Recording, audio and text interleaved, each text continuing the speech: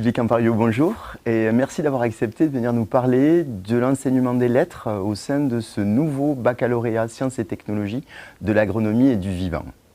La rénovation du bac STAV va entraîner des modifications dans les pratiques pédagogiques et dans l'évaluation pour les collègues de français. Pouvez-vous nous en dire davantage sur le passage de ce module, de l'ancien module M1 au futur module C1? Ce qui change de manière évidente, c'est l'évaluation de l'oral du C1 en première et plus en terminale, et le changement de nature de cet oral qui n'est plus associé à l'éducation socioculturelle et qui ressemble en partie, alors en partie seulement, à l'oral de l'épreuve anticipée de français de l'éducation nationale avant la rénovation. En revanche, on va le voir, l'évaluation à l'écrit ne change pas, à part quelques petites modifications à la marge. Et j'ai envie de dire que les enjeux et les finalités du module ne varient pas non plus. Le libellé du C1 et l'objectif général, à peu de mots près, sont les mêmes. Et les compétences visées, c'est ce qui est important évidemment, sont aussi globalement les mêmes. Alors, qu'est-ce qui change? Ce qui change, c'est que les compétences langagières et de communication orale, qui étaient déjà travaillées dans le M1, vont apparaître de manière plus visible, voire prioritaire. Donc, ce qui importe, c'est d'infléchir les pratiques à l'intérieur de la classe pour donner plus de place à la parole des élèves, une parole qui soit plus développée, mieux organisée et qui ne se réduise pas à quelques mots dans les interactions verbales quotidiennes. Vous dites qu'il n'y a pas de modification fondamentale dans les compétences visées. Pouvez-vous nous les rappeler? On retrouve à l'écrit les mêmes compétences. Lire et analyser les textes littéraires, développer une argumentation cohérente et nuancée, s'exprimer correctement à l'écrit. Et à l'oral, on retrouve les compétences de communication qui étaient exigées dans le M1, compétences qui seront nécessaires dans l'exposé et l'entretien avec le jury, et qui recoupent finalement les anciens objectifs du M1, les sous-objectifs de 2, de 4, de 5. Et on retrouve également, à l'oral, la compétence à faire dialoguer des œuvres littéraires et d'autres œuvres artistiques. Ce qui change, et c'est vrai que c'est un point fondamental, comme je le disais en commençant, c'est que cette compétence orale ne sera plus évaluée en terminale, mais en première. Compétences quasi identiques, réaffirmées, mais est-ce que ce sont toujours les mêmes approches? Alors, il n'y a pas de révolution dans les approches. J'ai envie de parler plutôt d'accentuation. Alors, accentuation sur l'oral, on l'a dit, auquel on accorde autant d'importance qu'à l'écrit. L'accent est mis également sur l'œuvre intégrale, à laquelle on va faire une plus grande part. On va également faire une part plus grande aussi à l'interprétation de l'élève, en mettant davantage l'accent sur la lecture littéraire. Alors ça n'exclut pas évidemment la lecture analytique, mais il va falloir veiller à recueillir davantage les interprétations des élèves et à co-construire le sens dans la classe. Pour ce faire, il faudra laisser plus de place au tâtonnement, aux interactions entre pairs.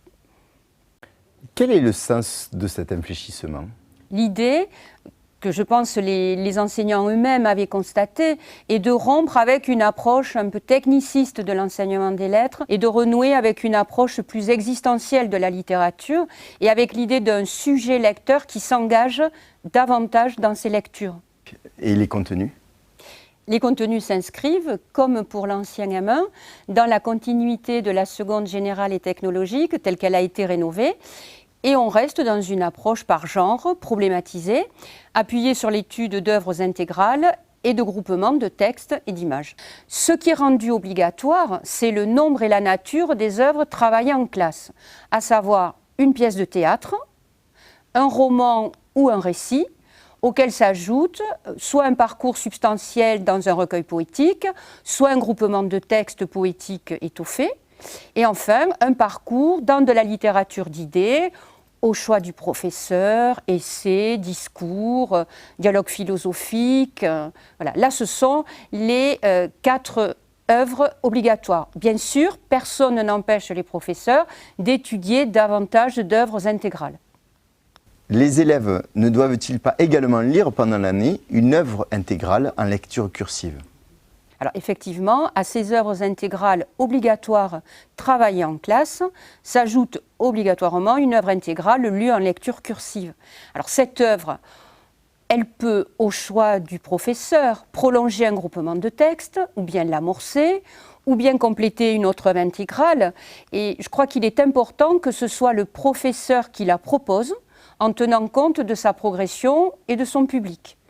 Après, il y a deux possibilités. Soit il n'y a qu'une seule œuvre proposée pour toute la classe, ou bien c'est l'élève qui choisit à partir des propositions du professeur, mais si c'est l'élève qui choisit, il faudra en tenir compte dans l'élaboration de la liste. Est-ce que ça va jusqu'à imposer des titres d'œuvres obligatoires comme à l'éducation nationale ?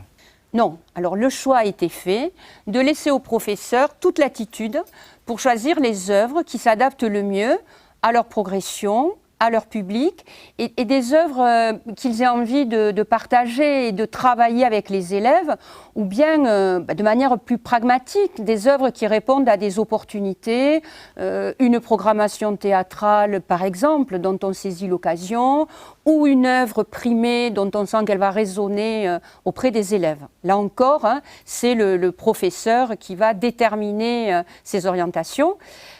Ce qui est sûr, c'est qu'on attend des œuvres denses, exigeantes, issues de la littérature patrimoniale et de la littérature contemporaine. Est-ce que cela signifie que l'ensemble du travail effectué en français se résume à l'étude d'œuvres intégrales ? Bien sûr que non. Ces œuvres intégrales jalonnent le travail de l'année, mais elles sont complétées, amplifiées, nuancées par des groupements de textes et d'images et par toutes les activités d'appropriation, qu'il s'agisse d'activités d'écriture, de communication, de recherche documentaire. Bon, je rappelle en revanche que l'étude des œuvres artistiques autres que les œuvres littéraires est indispensable pour construire une culture commune, éclairer les mouvements culturels et développer une sensibilité esthétique.